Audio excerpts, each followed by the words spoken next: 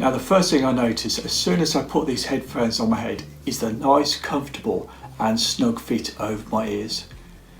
There's no chance these are going to slip off if I'm working out at the gym, but also they're not too tight on my ears either. The second thing I notice about these headphones is just how good they are at blocking out background noise. They really are significantly quieter when I have these on my head, and that must be due to these thick ear cushions. So let's take a closer look at these headphones. These headphones weigh 227 grams, which is about half a pound, so they're not too heavy. I like the nice, simple design, but I'm not so keen on the shiny plastic by the ear cushions though, which does look a little bit cheap.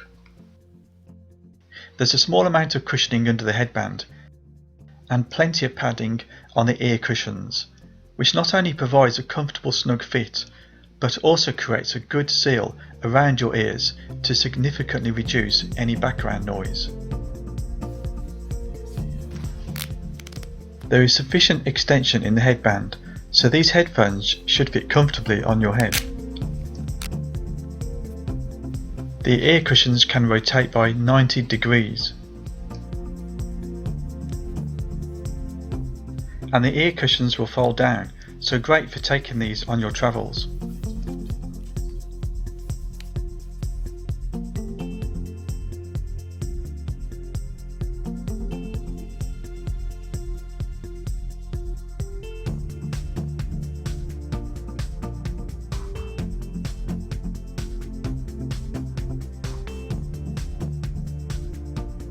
Skullcandy provide a backup audio cable with 3.5mm connectors, so you can still use these headphones if the battery is dead. It's a good length too, at just over 120cm long. For charging your headphones, a micro USB cable is included, which is just over 56cm long. The battery life is quoted as 22 hours, which is more than adequate for most people's needs. And I especially like the rapid charging, where you only need to charge it for 10 minutes to get a 4-hour playtime.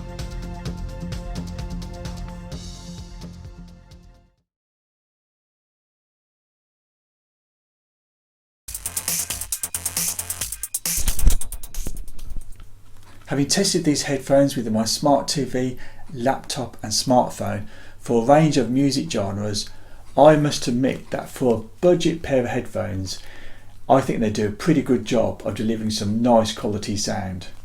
The 40mm drivers produce a good balance of low, middle and crisp high tones, and there's plenty of bass too for those bass heads out there.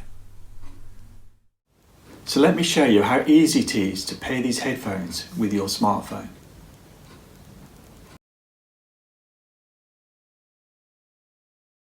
So to pair with your smartphone, just go into your settings, turn Bluetooth on, then press the power on button on your headphones down for 5 seconds and keep it pressed even when you hear the audio status power on.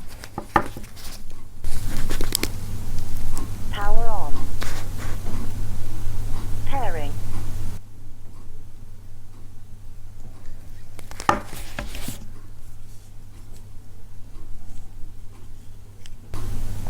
Connected. So that's all there is to it. Really quick, really easy, but they will only pair to one device at a time though. The Bluetooth range for these headphones is quoted as up to 10 meters, and I found this to be about 8 meters in my tests, which was still fine for using them around my home, as only a few times did the Bluetooth connection cut out, which was when I was near my front door. After pairing your headphones to your smartphone, you can accept incoming Bluetooth calls. Just click once on the headphones power on button to accept a call, and once again to end it. The inline microphone picks up your voice well, and in my tests, even though there was a small amount of background noise, the call receiver still heard my voice clearly, and I could hear their voice clearly too.